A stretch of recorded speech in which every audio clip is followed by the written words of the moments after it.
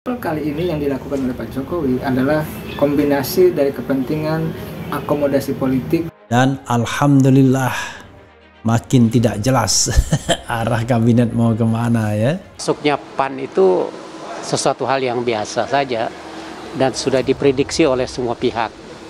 Jadi berkoalisi diganjar kursi menteri. Zulkifli Hasan yang agak mencengangkan karena Zulkifli Hasan bukanlah orang yang punya background perdagangan.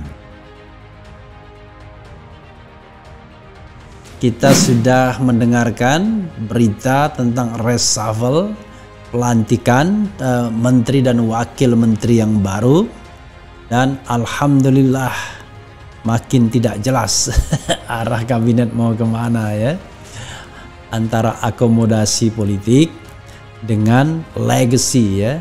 Dari reshuffle hari ini sebenarnya kan kalau kami lihat tidak ada perubahan yang terlalu signifikan ya, tapi lebih kepada dalam konteks bentuk mengakomodir pendukungnya aja gitu, karena bagaimanapun kita tahu teman-teman ada yang anggota baru di koalisi sudah cukup lama tapi baru kali ini kebagian jatah menteri.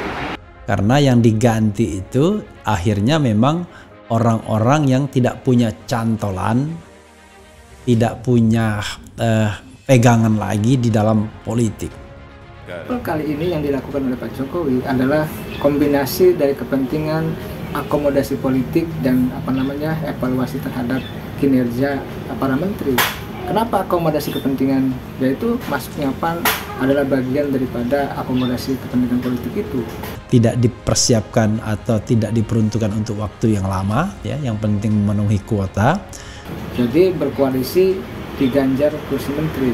Masuknya PAN itu sesuatu hal yang biasa saja dan sudah diprediksi oleh semua pihak.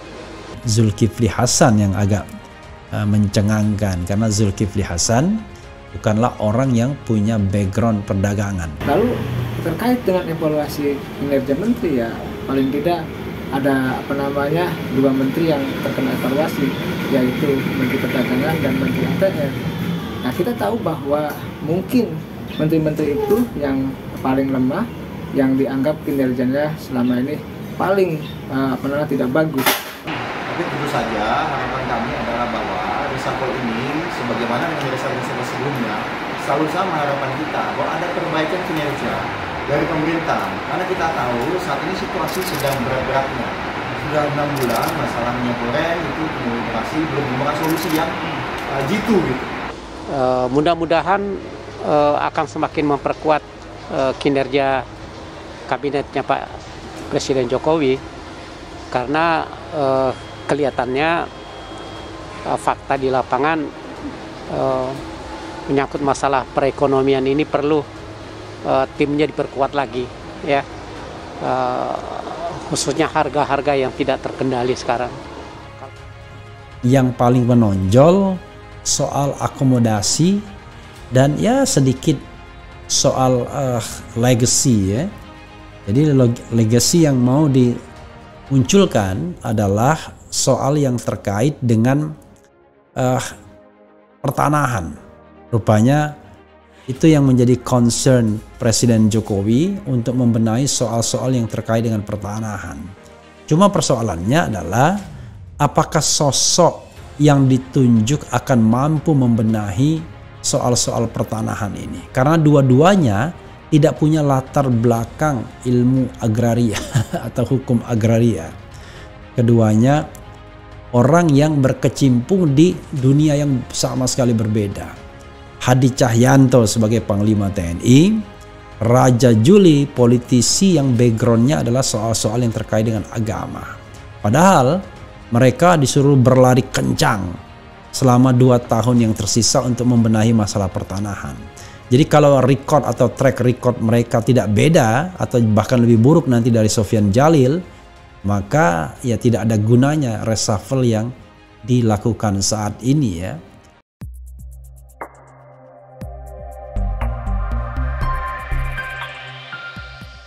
Keputusan Presiden Joko Widodo untuk mengganti sejumlah menterinya di periode kedua kepemimpinan menuai respons miring dari sejumlah pihak, terutama dua partai oposisi Demokrat dan PKS.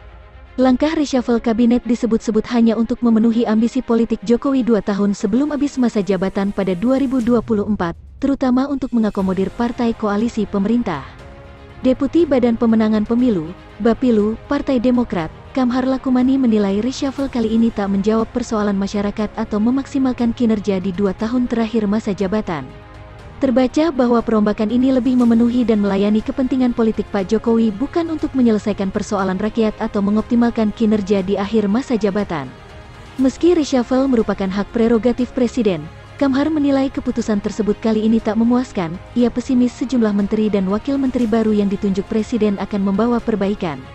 Dia mengingatkan publik agar semakin kritis mengawal sisa 2 tahun pemerintahan Presiden, terlebih dengan masuknya Zulkifli Hasan yang sempat mengusulkan wacana penundaan pemilu 2024. Publik mesti melakukan kontrol yang lebih kritis agar perombakan ini tidak menghidupkan kembali dan semakin menguatkan agenda perpanjangan masa jabatan Presiden, katanya. Menanggapi hal itu, Menteri Sekretaris Kabinet Pramono Anung mengatakan reshuffle kali ini telah melalui sejumlah proses pertimbangan diskusi yang matang. Menurut dia, reshuffle saat ini menjadi momentum yang tepat bagi Jokowi. Pramono menyebut, setelah 8 menjabat, Jokowi mengetahui apa yang dibutuhkan bagi jalannya roda pemerintahan. Termasuk soal sejumlah persoalan yang dihadapi saat ini seperti terkait minyak goreng, energi, dan pangan. Sehingga itulah yang menjadi prioritas dan untuk itu maka kenapa ada penyegaran di dalam tubuh kabinet. Sementara itu, DPP PKS mengingatkan kinerja menteri merupakan cerminan manajerial Presiden, sebab semua kebijakan menteri berada di bawah komando langsung Presiden. Oleh karenanya, jika ada menteri yang dianggap gagal, PKS menilai hal itu juga kegagalan Presiden.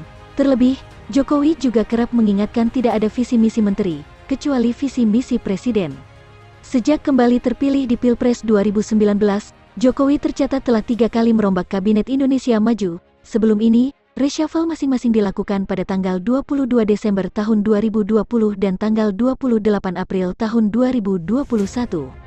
Dalam reshuffle kali ini, dia total menunjuk 5 orang baru di kabinetnya, masing-masing 2 menteri, 1 wakil menteri, dan mengisi 2 pos wakil menteri yang kosong. Mereka yakni Ketua Umum PAN Zulkifli Hasan sebagai Menteri Perdagangan menggantikan Muhammad Lutfi, lalu mantan Panglima TNI Marsikal Purn Hadi Cahyanto yang dilantik sebagai Menteri Agraria dan Tata Ruang Badan Pertanahan Nasional (ATR BPN) menggantikan Sofyan Jalil.